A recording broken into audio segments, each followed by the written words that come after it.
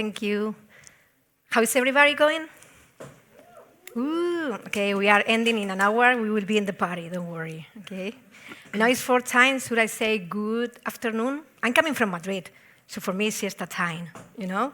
And for me it's like, I need another coffee because we need to work until 7 or 8. So I hope that this opportunity to know each other is a kind of also, giving inspiration. And also, this, sorry for the people who are from this, but this is a sad country. What is the sun? Where is the sun here at 4 o'clock? So another thing that I want to tell you is it's not going with our presentation, but how many women are here? And we wanted also, because we are in an academic side, she is from stakeholder, from a content or in VR or software, and we wanted to show, how many women are in this kind of events. I wanted to put it in consideration because it's something that we need to take into consideration. So, I know that most of the people are gamers and so on, but we need also, to be thinking of this. Sometimes it's going to be saying what we want because we want to tell you the story and you will understand, more things about this. I don't want to be controversial, okay? How IE Business School empowers students. First of all, I would like to introduce the two of us. In my case, I'm Gema, MOLERO González, Lisa. You forgot my dad's surname. It's fine. You say very good. Gema González from my mother. I'm working at IE. Maybe most of you don't know IE. Some of you may get familiar. This is a private university in Madrid. We have been growing out in the last decade, and now we are well known by innovation, entrepreneurship, also humanities. And we end up with finding a gap of, we have different gaps because we have different schools, but one gap was how we can empower our students with skills, and especially presentation skills that I am here talking in an audience that I don't know, and how can I connect. So that gap was through education and also through technology, and we end up with a relationship with Sophie from VirtualSpeech. Thanks, Gemma. So hello, everybody. I'm Sophie THOMPSON, co-founder and CEO of VirtualSpeech. We provide AI-powered immersive soft skills training. So we focus primarily on things like public speaking, difficult conversations, job interviews, sales, pitching, that kind of thing. We started nearly 10 years ago now, originally as the first VR app to overcome a fear of public speaking. And today we work with over 350 organizations around the world, serving nearly 1 million individual users, helping them to upskill their students and their teams as well. So we started working with IE Business School 3 years ago now, originally as a very small pilot focused on public speaking. And the learner journey was that it follows like what we call the learning cycle of practice, feedback, reflect, apply. So they practice in a psychologically safe place where they're free from any judgment, it's entirely risk-free, and then they get given instant feedback on their performance as well. Those feedback metrics, there's over 50 on the back end, but what they see are 15 core metrics. And those are things based on the delivery, so things like body language, eye contact, how many ums and ahs they're saying, but also on the content of what they're saying as well. So if they've come across argumentative instead of persuasive, for example, and it will pick out certain phrases that they've said and give them an option of what they could have said to make the message land differently. Okay, thank you, Sophie. Before showing the numbers, by the way, I think they are introducing the app of our introduction panel.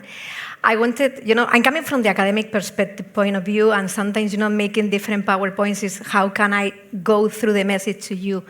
And for me, I'm not a native speaker, but I like to go through this question like how a business school empowers students with VR training. When we are in a synthesis, we have how, the question mark. And I think all these united, it's our event, and the 3 days you will see how different VR actions plans we can make it in our own companies. What I wanted to tell you, and we are going to deliver the story, is IE Business School, thinking only as academical, or academical institution, but also, all L&D people who need to do it in the talent programs, empowers students. So for me, I was thinking, how can I tell you the story? How my university goes through the students through empower. Can anybody just tell me a synonym of empower? First, nobody? Encourage, another one? Enable, more than E. Fostering, facilitating. Okay, so that is what we do. We want to show you, and also I don't know if you are familiar with the academic system of Spain, but we are starting in September, we finish in July. So in July, we close some numbers, and we have added the last number for the first semester, who is ending this month. And with this, I want to tell you my story. It's like, of course, and this morning I think that I say Joshua because I'm Spanish, but it was Josh, mentioned that he bought 300 headsets. We bought, and actually we have more than 700 headsets. But for this, we have this kind of headsets. We have the software. For everybody, my first advice, this is the simplest way. What is difficult is the deployment, to put it in my case, into the classroom. So I'm very happy to say that in the last 18 months, we have reached more than 2,000 students with different 30 courses. But how can I do it? This is the learning part. I have a lot of students with the wow effect of the Quest 2, Quest Pro, Quest 3. It goes without saying that I'm going to be success. But there is no good learning without good teaching. So my stakeholder, she was my stakeholder to teach my own faculty to deliver this. So my second advice is it's fine to have the headsets, it's fine to have VirtualSpeech, either other content, but if in your strategy they don't trust you, they don't see the vision, these numbers are not going to be possible. And that means, a lot of application with empowers, fostering, facilitating their training through us, then my training to put it under deployment, and then HR, and you are seeing this in the expo today. I was with another people that they were showing me gloves. Anytime that you have a person here with the headsets, you need to be close to them. So when I'm in an auditorium of 40 people, imagine how many people and human contact and human resources I need. So if you are planning to have a lab like the one that I have at IE, I strongly recommend you to put it at people there because you will need more than 2 people to enhance and to do it quickly. That will be maybe my third tip. And then I'm going to follow with the conversation with Sophie, who is going to tell you more of our relationship. Yes, so how did we achieve those results? So back in January 2022, it was shortly after Facebook had rebranded themselves to Meta, if you can remember them. And Gema and a couple of her colleagues called each other and decided to have a conversation about how immersive learning could fit in at IE. And that's when they visualized a future where they could see all of their students having access to VR headsets and immersive learning becoming a new way of learning. So it's not there to replace any teachers, to replace existing learning methods, but to complement those learning methods.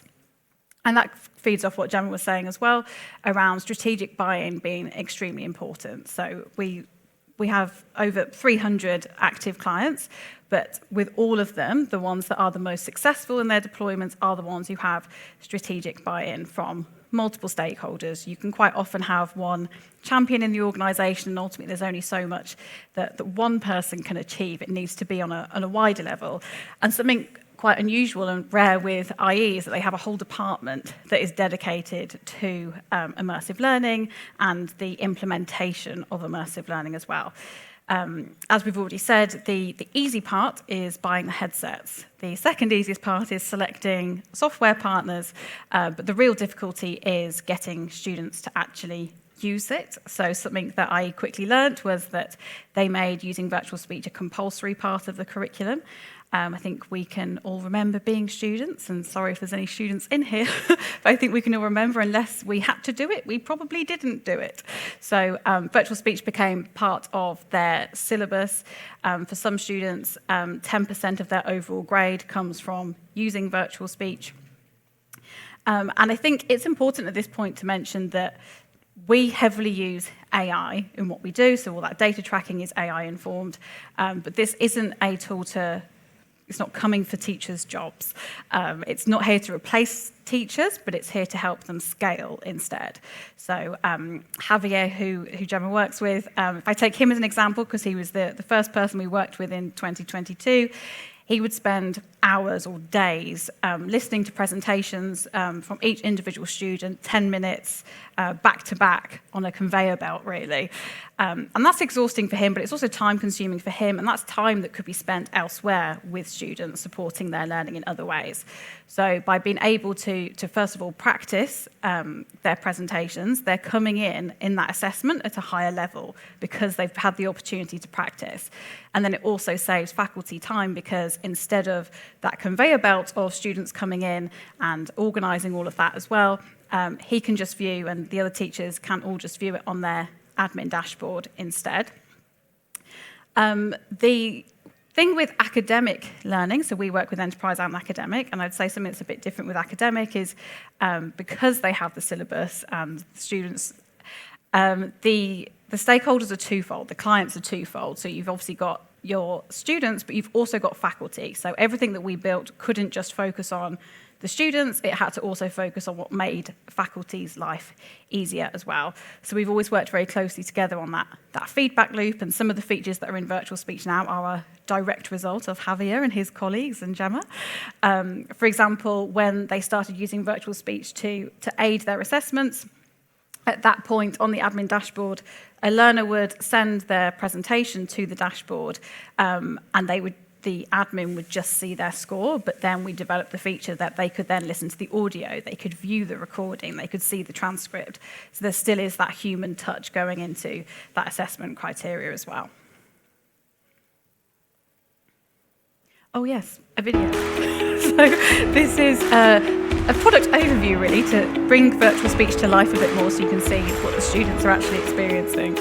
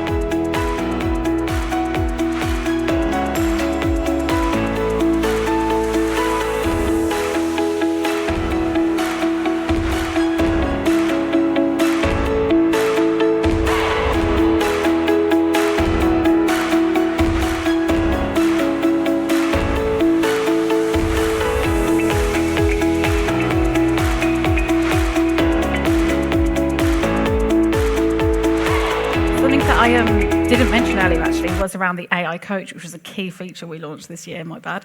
And that completes that learning loop. So you have practice, receive your instant feedback, which was the colour wheel that you saw, and then you can reflect on that feedback with a one-to-one careers coach. So you can talk exactly about your feedback, you can brainstorm ideas for different phrasing and that kind of thing as well.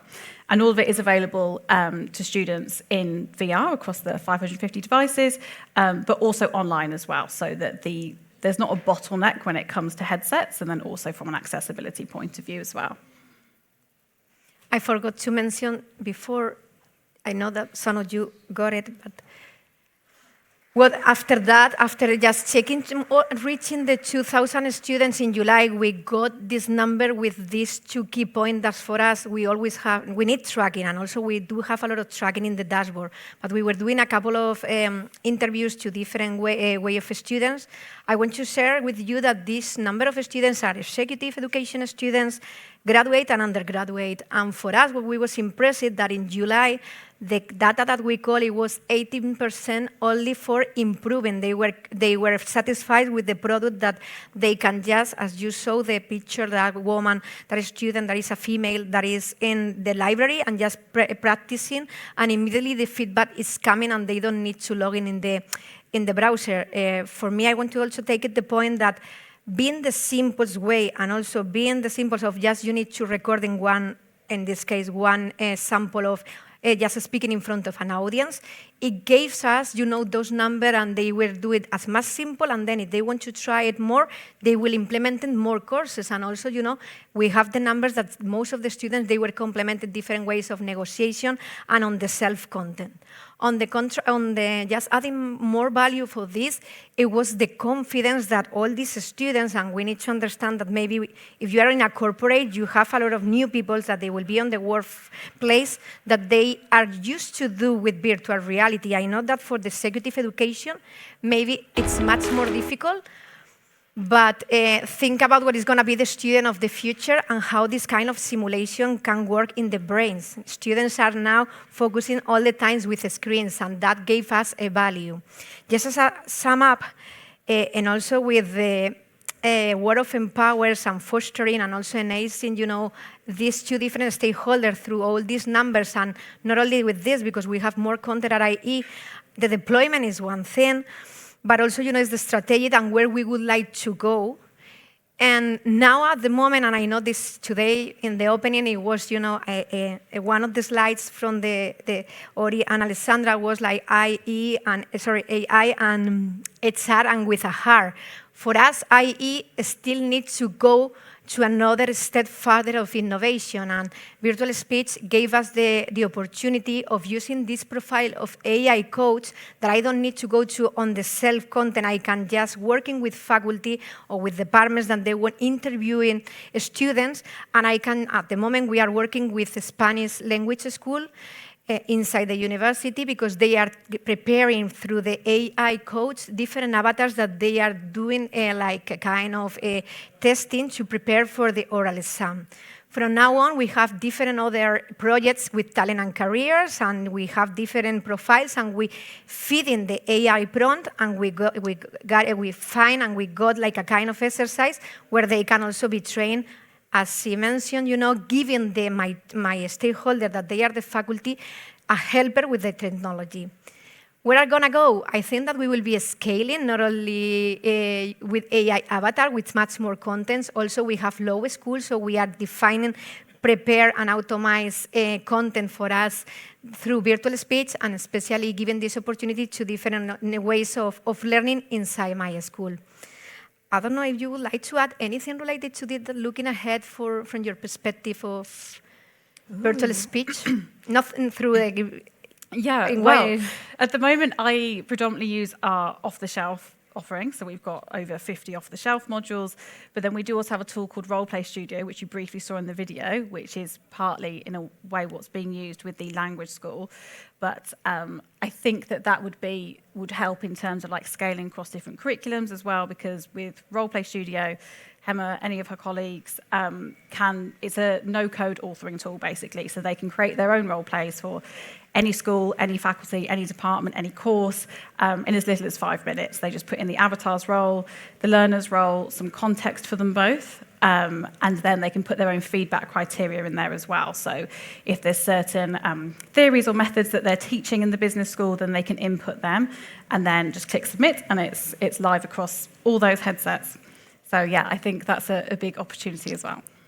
You have here our contact details and also now through the app, but I don't know if somebody from the public would like just to give us any question, throw any question, or just sharing with us anything related that maybe resonates to you, but we are still on time, right, Lisa? 5 minutes, 6 minutes? 5 minutes, yep. So we are in a safe space, so. Hello, Bertie. Hello. That's really loud, thank you.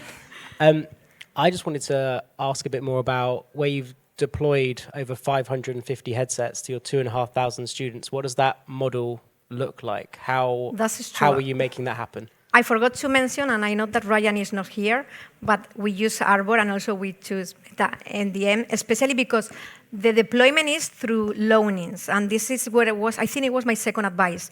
We need a proper team in the HR lab who are working in our case. I guess that you are familiar. Most of you are familiar with the IT system through ServiceNow.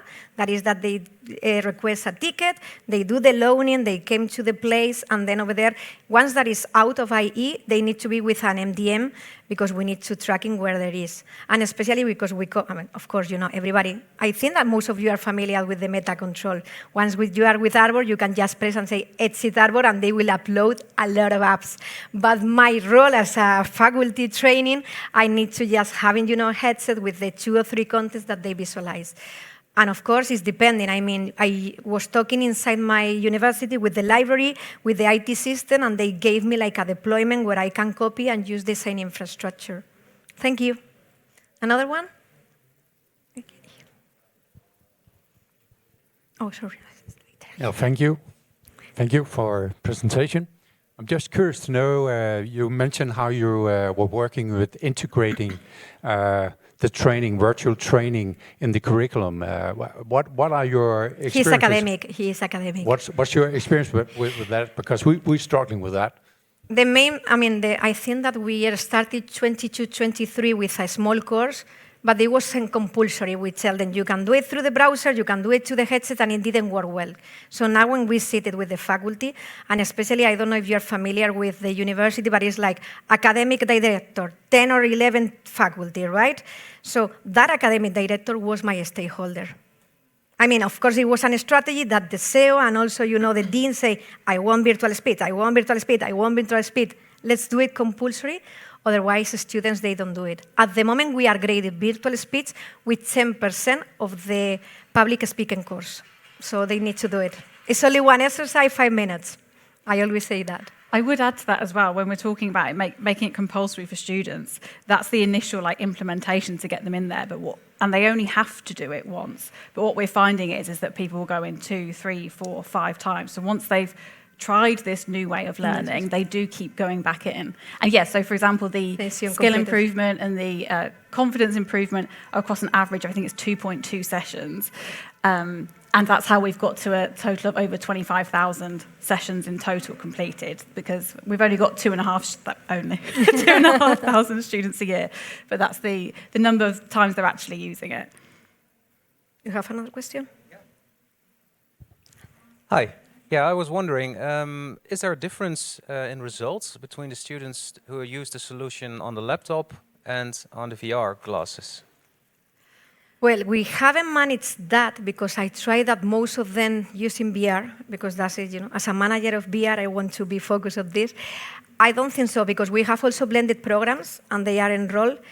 Of course, and if this is an immersion, but at least, the artificial intelligence, that this is from the back end of virtual speech, I have tried, and if they need to reduce seats under 7 or seats under 10, it works. I mean, it's the same. The only thing is that in the browser, they don't use the sense of the controls. So maybe the eye tracking is perfect in the laptop, but not with the handshaking. But I mean, the speech, it works perfectly with the AI. I would say on a general note as well, obviously everybody in this room is familiar with XR, the power of that is the power of presence and evoking that emotional response. So if a student is nervous, say, of public speaking, they are more likely to see an average increase in confidence because it's evoking that response and then minimizing it over time as well. But in terms of the feedback that they get, it's exactly the same, minus the eye contact and body language. So people who, say, aren't scared of public speaking, or even if they are, they're still getting that same feedback loop that they would. Last question, real quick. Thank you. Obviously, when you have so many students coming through, you must need to coordinate with a lot of different teachers. Can you go through how that process is? When you coordinate with the different teachers?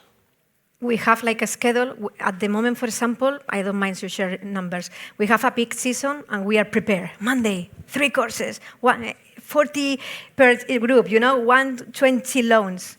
You know what happens? Sometimes I tell them, I'm waiting for you until Thursday, and they are coming on Thursday until Monday. So that is also a training. We have over there an alignment with the academic programs that they are putting an announcement. You have 2 days pushing. Students only read the push. But you have 2 days to pick at your headset. It's time to go return there. It's something like a quick collaboration. When I mean a strategy, it's not that my CEO tell me, I want headsets to be there. I want everybody to be shared. In the academical system, there is, sometimes you have I don't know if you have studied, or most of you are familiar with the business school, that they use it business cases that is in a PDF and you download. Now my content is like that PDF. So if an academic program coordinator doesn't know that today is virtual speech lesson, she has a problem with her students. You know, it's like a proper collaboration inside the university. Thank you. Right. Thank you so much. Thank you, Lisa. Everybody, please give a round of applause for Gema and Sophie. Thank you so much.